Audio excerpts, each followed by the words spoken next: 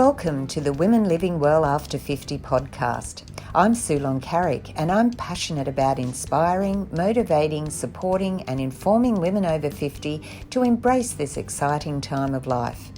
Health and wellness in mind, body and spirit are the foundations for living well, but there is so much more to a life well lived. Each week, through conversations with my guests, I'll be presenting topics that will help us all to live well and enjoy life. So join me as we discover new ways to become women living well after 50. Are you ready to start living? What are you waiting for? Let's get started. This is part one of a two-part episode of my interview with Sally Thibeault, and we're discussing her 10 principles of wellness, the keys to aging well and looking younger. Hello and welcome to another episode of the Women Living Well After 50 podcast. I'm Sulon Carrick and it's lovely to have you join me for another episode. Now, we'd all love to know the secret to aging well and looking younger, wouldn't we? And my guest today has told me that she's got the keys to finding out how we can do that. My guest is Sally Thibeault, the founder and creator of Stronger, Leaner, Lighter, an online membership program designed to help women in their 50s and 60s to transform their lives, feel stronger, leaner and lighter in their journey to aging well. Now, she has a successful 4-decade career in fitness, wellness, business, marketing and media. She's an experienced keynote speaker, wellness and accountability coach, a professional counsellor, author, EFT specialist and media commentator. Sally has been featured extensively in international and Australian media. Sally's been married to Jerry for over 40 years and has 3 adult children. So let's go to the conversation and find out the keys to aging well and looking younger. Welcome, Sally. It's so lovely to have you join me today on the Women Living Well After 50 podcast. Thank you for having me. It's just a pleasure for me to be here.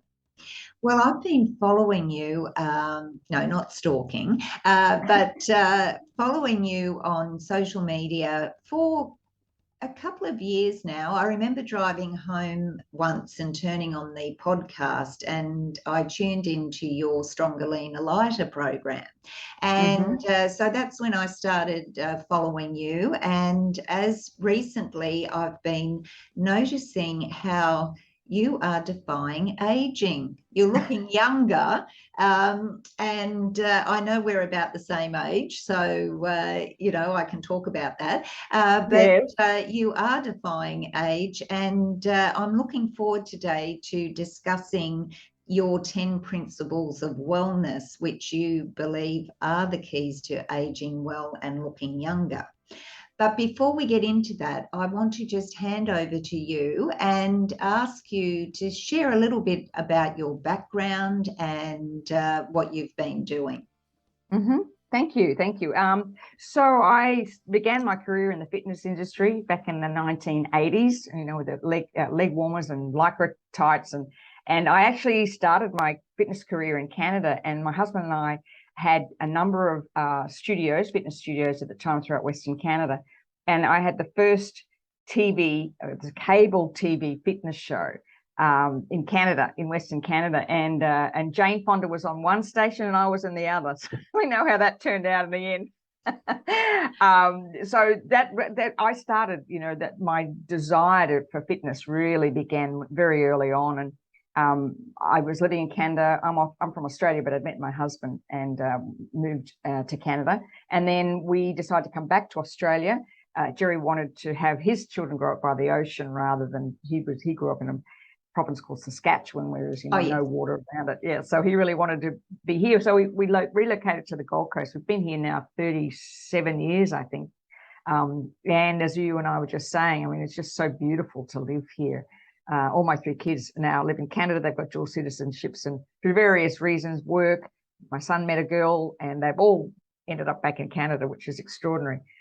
So when I came back from Edmonton, I worked at the Gold Coast International Hotel at the time, and I was there for 15 years. and I managed the health and racquet club there. And then my son was diagnosed with autism in 1997. And we had to make a decision about, because being in the fitness industry, of course, I was out early morning. I'd start the 6 o'clock classes, and then I'd go back up and did a split shift. And that wasn't working back in the days when there was no therapies like there are now. I had to make a decision. So I decided that I would leave the industry and come home and care for David, which we did. And then, so I was home working with these therapies. We had 2 other daughters in the meantime. And then I actually was offered a job at my children's school. I became the director of community relations at one of the big private schools here on the Gold Coast. I had no idea what I was doing, but school marketing was brand new. And I thought, oh, this sounds great. I'll do it, and stayed in that career for 10 years. During the time, actually during my long service leave, during that time, I wrote a book about our journey through autism called David's Gift. And it just all worked out perfectly. It was sort of, I was ready to leave my career. I wrote the book, and that sort of catapulted me, into national media. So then I began a career working for about 6 years in the field of autism, helping teachers, healthcare givers, providers, and medical professionals understand the impact of autism on families. So that when they were looking at the child with autism, they were actually looking at the whole family. So I did that for a number of years, and then I came across a modality called EFT, or tapping, and fell in love with that, and began, it was about the time I was moving out of autism, and I was looking for something different. My son was getting older. He was married and was having, was getting on with his life. And I didn't feel it was right for me to continually talk about him, because he was, explicitly sort of linked to the book. And he needed his own life. So it was, everything, it's interesting, isn't it, Sue, when we get to this age, you look back and how things have this natural flow. At the time, you can't kind of figure it, but then you look back and go, oh, okay, now I know why that happened. And now I understand why that happened. So then I began to study the EFT, became a coach and practitioner. And then I could see how tapping, which helps release the emotional connection to memories we had, would work really well when it came to weight and our bodies. And so that began a whole new career. And it was when I turned 55 that I was going, right in the depths of menopause, feeling frumpy and old, and, am I ever going to get over this, and cranky, and, like going through menopause, you just don't feel like you're ever going to come out of it. Yeah. That I began one night after I'd been at a function. I was asked to speak at an event which is about women over success over 50. And I was about 10 kilos overweight. Nothing would fit me. I wore a pair of black pants that I couldn't button up. I actually had to leave the button open and tie it with a piece of string and wear a shirt over the top, that nothing fitted me. And I remember feeling such a fraud standing there thinking, how can I talk about success over 55 or over 50 when I just feel so far removed from it? And then I remember getting home and I had written a manuscript many years before, and I was going through some things in the garage looking for some files and came across this manuscript that I'd written. And it kind of just hit me. I thought, I'm trying to do things that worked for me when I was in the fitness industry in my 30s and 40s. And trying to do all of that when I was 55, that wasn't working. My joints hurt, the dieting, all that stuff. And I thought, this is ridiculous. I'm going to I want to find out, is it possible to visibly reverse the signs of aging? Is it possible to turn your energy around? Is it possible to literally feel younger as you age? And that's where it started. And now with the Stronger, Leaner, Lighter, the 10 Principles of Wellness, that's actually that 10 years of research come together. And I thought, okay, what is it what we need as women as we age? We can't follow what other people are doing because that doesn't work. We're individuals. There's nothing that we can do, a certain diet or program that we can follow, because we're individuals. Each of us is individuals. And on top of that, we come now with this enormous wisdom as we've aged. We have life experience. And so that's where it all came from. And it's wonderful that it's working. That's what I love most about it. Yeah, well, it is. And actually, you know, I notice your reels and in Instagram posts in particular, and I see you working out, and I've, you know, identify with that because I'm into fitness and keeping healthy and strong and that sort of thing. And, you know, you're amazing in what you're doing. And I've wanted to have you on the show for quite some time, so we're here today. But I wanted to make the point that isn't it wonderful that someone like yourself, and to a certain extent what I do, we're helping women overcome issues that perhaps our mothers never had any idea how to cope with. They just muddled through. And also the fact that, you know, someone like yourself is saying, hey, we aren't in our 30s anymore. We're not in our 40s. Let's just face that. But the world isn't ending. We've got a lot to do. And, you know, we do have to be aware of what's right for us at this time of life. Because, yeah, we're not out with the 20-year-olds doing push-ups and all that sort of thing. But that's no excuse not to keep fit and strong.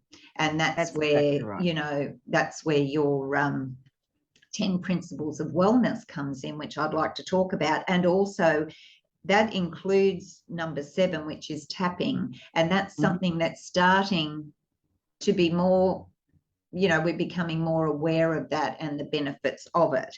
But anyway, I would like to hand it over to you now to talk about your 10 points, because they are, you know, when you look at them, it's quite obvious. And, you know, we should be doing this, and it doesn't look that difficult, but no one's really put it all together before until you've done this. Thank you. You know, it's interesting. I just want to go back to what you talked about our mothers. I think that's really important.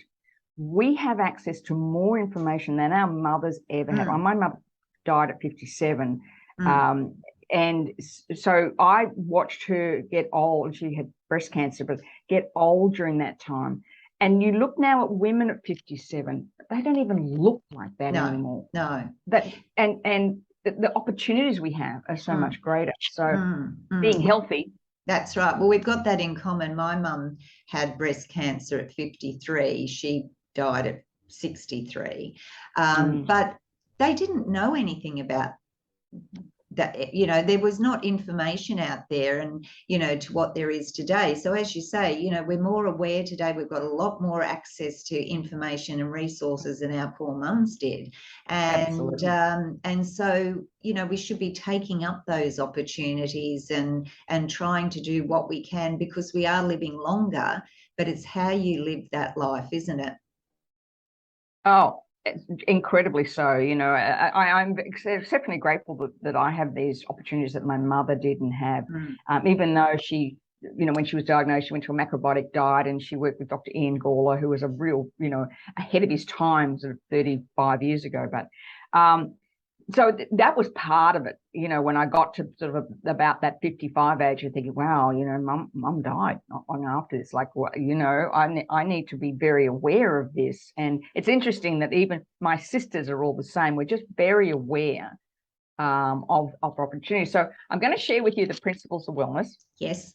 And talk about how I came about it. So first of all, I came from the diet industry. I came from those days where more was better. You know, let's jump on remember the steps, boxes, and, you know, lots of cardio, all that stuff, as well as, you know, back in the days, I remember we used to have a competition of who could eat the less and work out more. And, you know, we lived on, you know, like, what do we have? Cottage cheese on rice cakes. Yeah. And grilled chicken breast, but take the skin off, and steamed broccoli. I mean, it was just crazy time. So for me, I realized I was going through menopause. I had to really reset my whole metabolism, because it was shot. You know, I still, up until that time, you know, going through perimenopause, I was still, you know, running 6K a day and thinking that that's what I needed to do. And of course, you just can't keep that up. I mean, you know, to me, it was aging me. It wasn't helping me. So one of the things I needed to do, first of all, was change my belief about diet mentality. to get really deep into that. And one of the things that I promote is to eat intuitively. Again, we're wise women and we make decisions about food from our heads because that's what we're told. Our bodies will never let us down if we listen to them, because that's the way it's set up.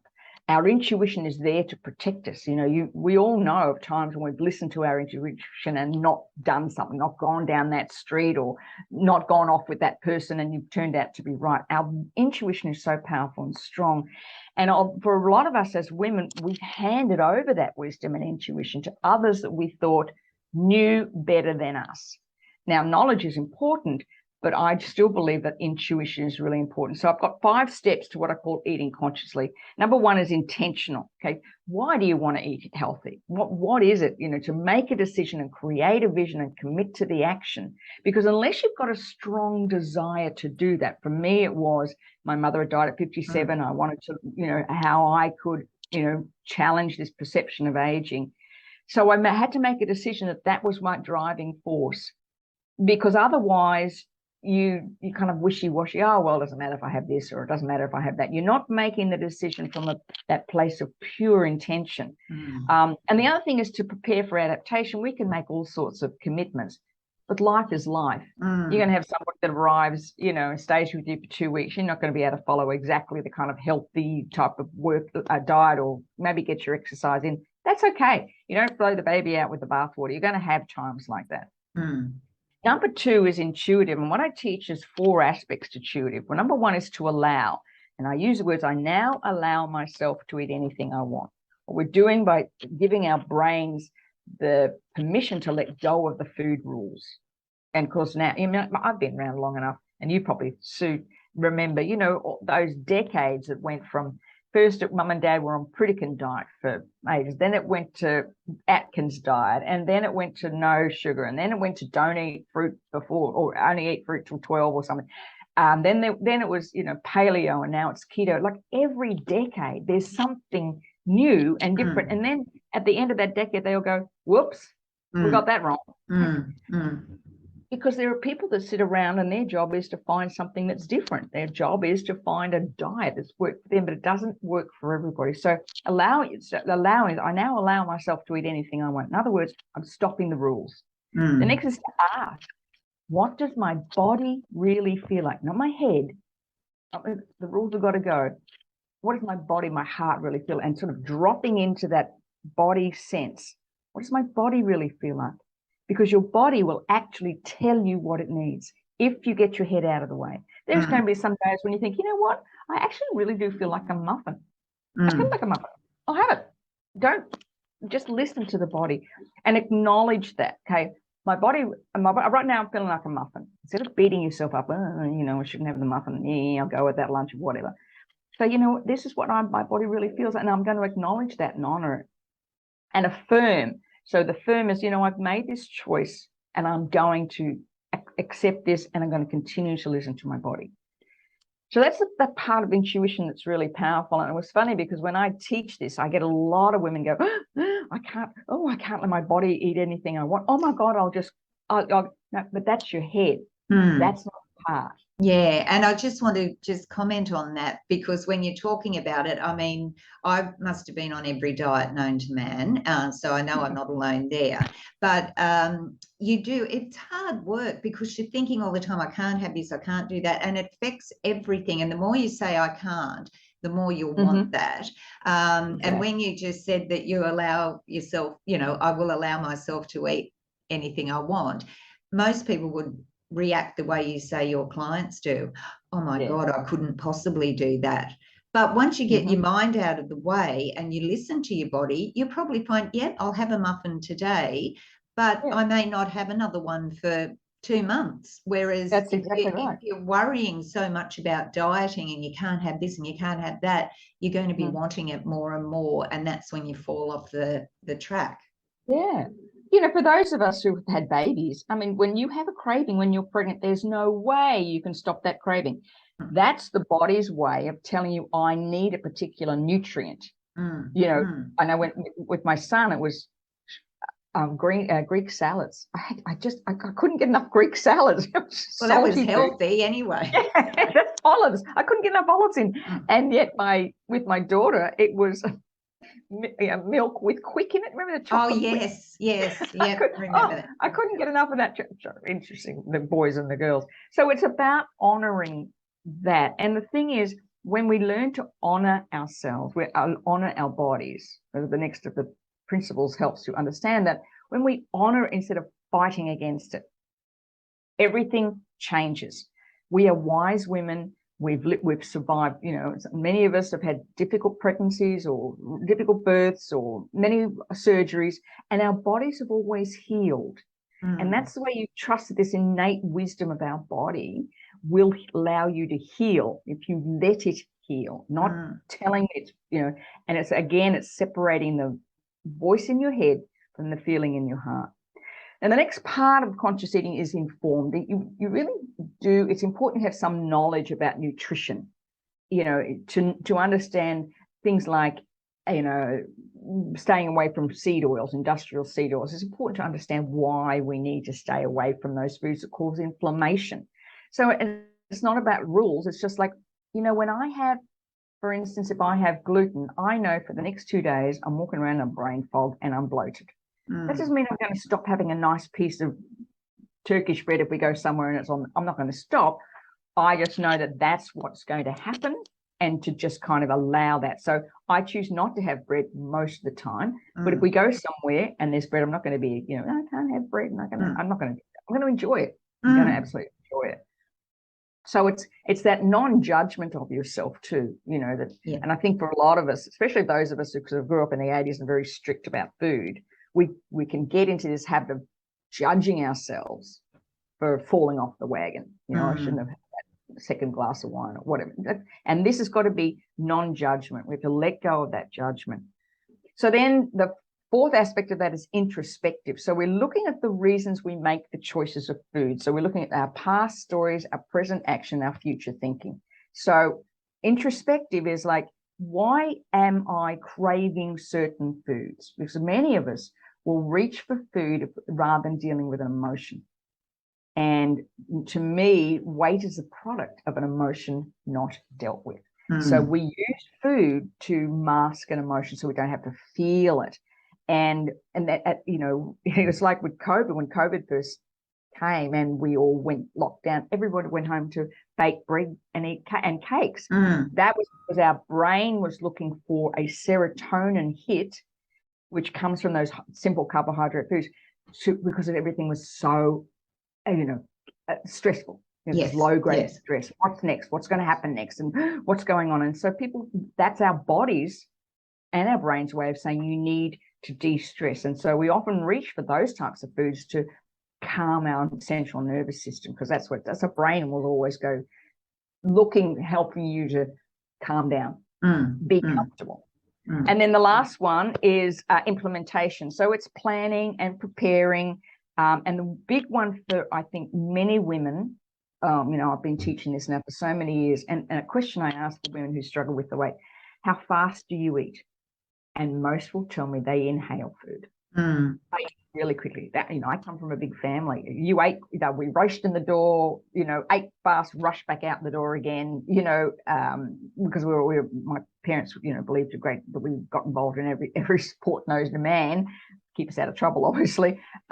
So we were always eating fast. And then, of course, when you have children, you're often eating quickly. You're not, because the kids and you're cleaning up, you're eating off their plates, the leftovers. So our body if you allow your body to slow down and eat slowly, I say about time yourself for 20 minutes, make sure it's just pace, just slow down and figure out your pace and be present with your eating rather than eating mindlessly. Just be present. Because what happens is that when you slow down, you allow the body's hormones, ghrelin and leptin. So ghrelin is the hormone that lets you know you're hungry. Leptin's the hormone that lets you know you're full. If you're eating fast, there's not enough time for leptin to kick in. And so you will just go right over your, won't let you know you've eaten enough. You just don't keep on eating. So So those are those 5 steps to eating consciously. And then number 2 is fast intermittently. There is now so much research about and in fact, I had the wonderful opportunity last week to sit with 2 PhD researchers who were both researching, and it was a private phone call. There was only 4 of us on the call. We were introducing these 2 people together. They both do research into genomics and our genes, both interesting enough for studying the impact of the genetic connection to Alzheimer's. Both said the number one thing that's coming out in order to either reverse or slow down Alzheimer's or reduce your risk of getting Alzheimer's is intermittent fasting or time restricted eating. And either 16-8 or 18-6, or they recommend people who have been diagnosed to do 24, so 20 hours of fasting, 4 hours of eating.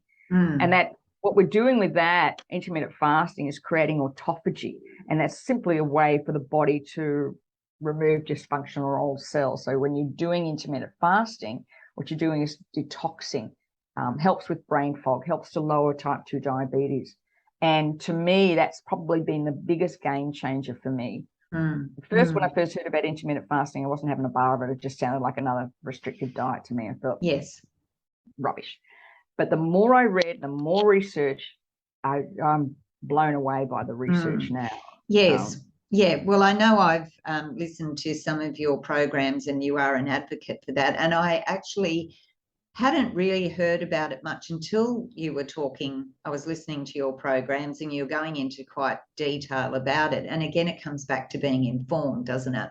And I sort of realized that I was sort of doing a semi sort of intermittent fasting naturally. I didn't even realize I was doing it, but it has become a lot more popular, and as you say, there's a lot of research now coming out about it and the benefits of it. So I thought the same thing when I first heard it. Oh, that's just another diet. But it is, and it's not that difficult to do, really. No, we fast overnight, so we finish eating around 7 o'clock, and then I'm now stretching my intermittent fasting. After listening to these 2 PhD researchers, I'm stretching my fasting out a little bit longer than normal, but 16-8, you can do 12-12 if it's really difficult for you. So that means simply not snacking late at night. Yes. And then 16-8 is skipping breakfast. And it's really interesting, because I grew up in that era of the 80s and 90s in particular, and my children going to school. There's no way I'd let my children go to school without having breakfast. Oh my God, the most important meal of the day. I had my youngest daughter, Caitlin, she used to say to me, Mum, I can't have breakfast. I don't like it. It makes me tired and I'd say, no, because I was working at the school. No child of mine is going to school without breakfast. Blah, blah, blah, blah, blah. And she was right. And funny, she was home in March, and we were talking about it. She said, I still can't have food. I've got to wait at least 5 to 6 hours after I wake up before I can actually eat food. And so her natural fasting is 16 hours. She just feels better when she does it. And I noticed myself, and it was interesting being on this call with these 2 researchers, and they were saying we actually eat way too much. And as we get older, it's the quality of the food we need to look for. Reducing our industrial seed oils, or vegetable oils, they're so called, making sure we're not eating any of those, or at least minimizing those as much as we can, because they just attack our immune system in particular. But also the research that's coming out now about type 2 diabetes and heart disease, all those things that are, where people use intermittent fasting, there's less likelihood they're going to suffer from it. And we just live by it now, swear by it, but it took a long time to get around it, let me tell you, and get my head around, is this restricted eating? You still eat the same amount of calories. Make sure you come out of the fast on a protein. It's got to be, and women need to eat more protein as they go through menopause. That's the other thing for many of us, especially those of us who've dieted in the past. We need to be building that protein continually, because, it used to be 30 grams, and they're talking as much as 60 grams of protein for women after menopause. But again, it's kind of that little bit of information, but if it doesn't feel good for you, that, you know, it's a guideline, Yes. but Yeah. how you feel. Mm. And the third one I'm going to get on, because I think we'll sort of run a little bit out of time, is what you and I were both talking about before with exercise. Yes. I think, you know, it's really important for women as we age to focus on strength. Let go of this whole thing about long, hour-long walks. They're lovely, but they're not going to build your strength, and that's what we need. We need, especially upper body strength as we get older, arm strength, and that's where things like push-ups come in. They're just simple exercise to do, simple to adapt. And, you know, I'm just a great believer that every woman over the age of 60 should be able to do 10 full push-ups. If you can just sort of set yourself a target, say, I'm going to work for 6, if you've never done push-up before, I'm going to work. That's how I started. One day, you know, I'd always done my push-ups on my knees, and one day I thought, no, why don't I try this on my feet, on my toes? I went, oh, okay, I could only do 2, and then back to the half. But you build on that. Build over time.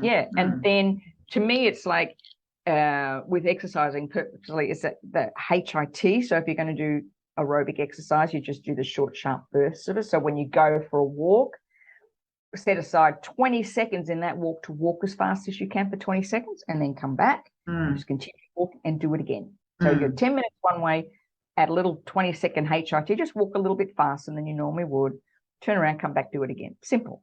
And then get home and add some push-ups, squats, you know. And I did a reel just recently on the adaptations for squats that you can do, you know. Yes, I saw that. Yeah, back up against the wall, hold for 15 seconds. Now, what was really interesting, again, research is showing that squats are beneficial for our brain. So they're good for our brain health.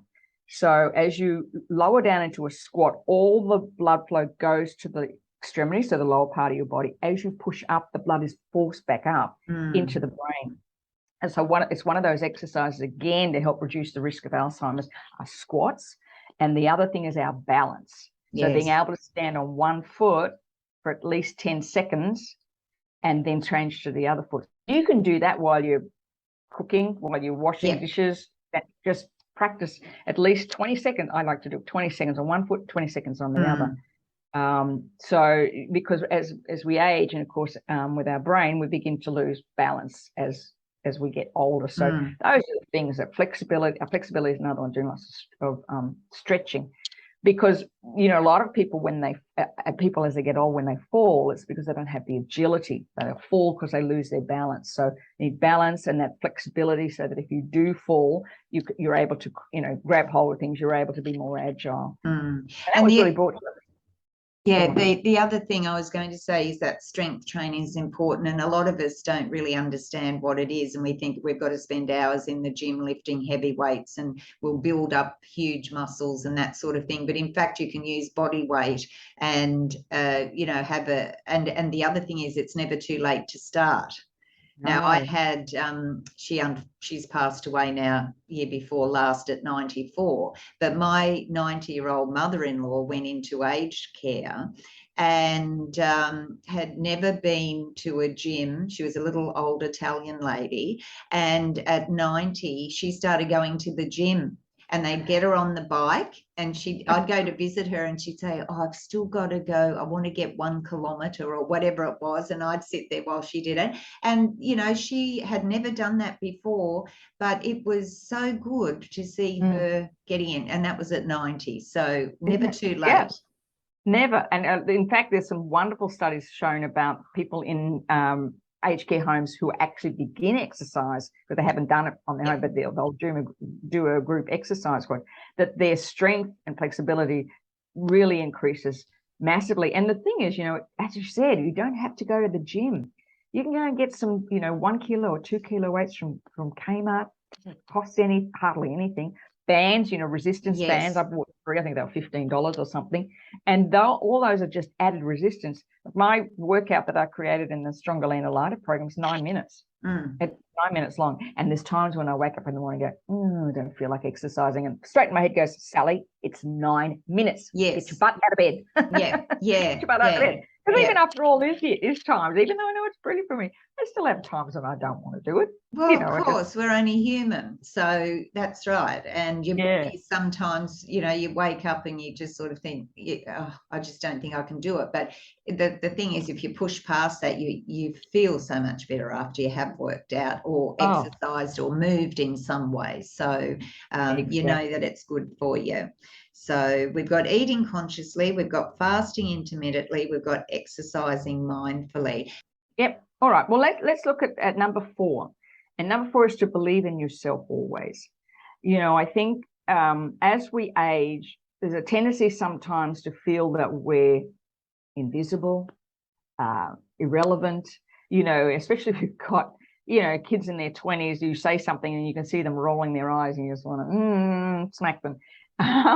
But just to kind of get past that and really believe in yourself, believe that, you've gotten to this age with wisdom, experience. I've got a client, a long-term client of mine, and she's had a fractured relationship with her daughter for a very long time. And her daughter's just had a baby. And she said, it's like this whole new relationships developed from my daughter having a baby. All of a sudden they know things. And I remember with my mother the same. My mother and I had a bit of a fractured relationship. She just couldn't understand why I wanted to jump around in a leotard as a job. And when I had David, it was the relationship changed. And I think to always understand that no matter how much somebody doesn't acknowledge you or you feel invisible, you believe in yourself because it's you that directs your life. And we're seeing, as you're seeing, Sue, as well, so many women now in their 60s doing extraordinary things. I mean, it blows me away sometimes when I think, 60, I think it's 67 is retirement age. I don't even, that doesn't even enter my head. No. I love what I do. I enjoy what I do. I love the team and the people that I'm around. So to me, it's another 20 years at least that I'll be doing what I do. I just love it. So it's like, okay, what do I want to do for the rest of my life? How am I going to contribute? And that doesn't mean that you have to start a new career or start a business.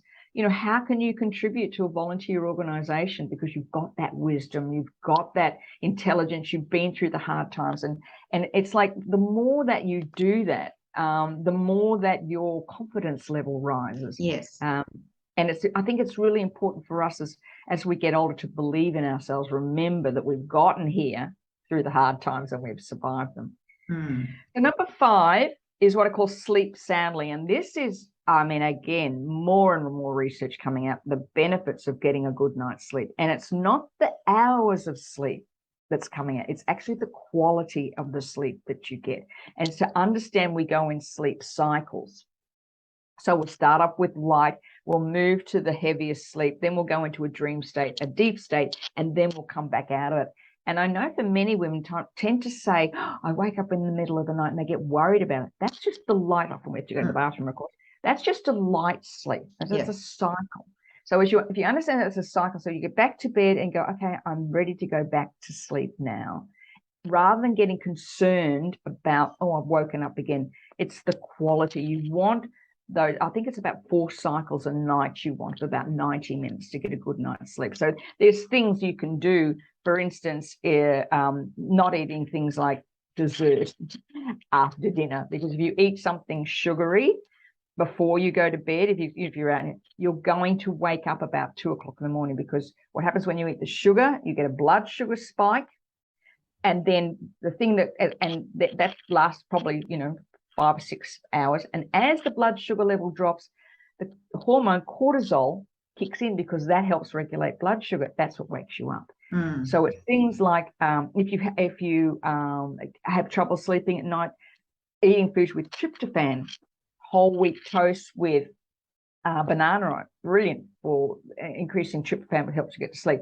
Things like turkey or cottage cheese, almonds that contain tryptophan, kiwi fruit's one of the best fruits that you can eat to help you get a good night's sleep, help the body move into that tryptophan. It's got serotonin as well.